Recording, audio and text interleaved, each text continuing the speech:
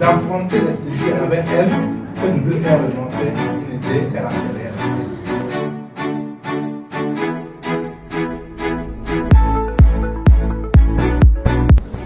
Ce livre est le fruit de rencontres, des rencontres marquantes et d'un engagement inébranlable en faveur des droits des femmes et des enfants déplacés internes dans le Sahel par les femmes du Sahel.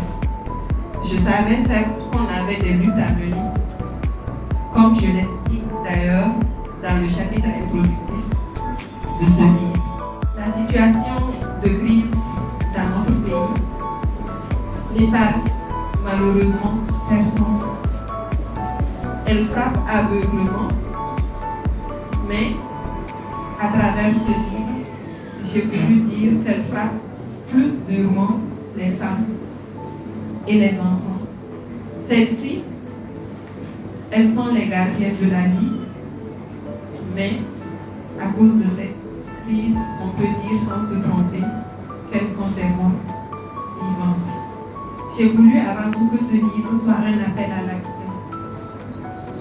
J'ai voulu qu'il nous rappelle que chaque geste compte, chaque parole peut changer une vie, et qu'ensemble, nous pouvons créer un monde où chacun d'entre nous, les femmes au devant, ne sont plus des victimes, mais des actrices de changement.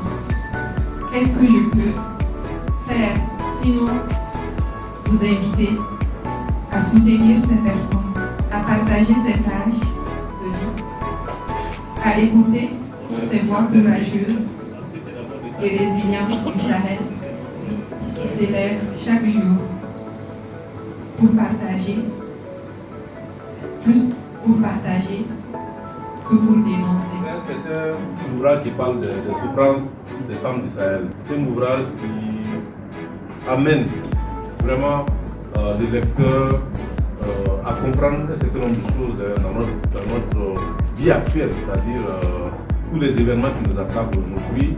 En fait, l'ouvrage passe là-dessus.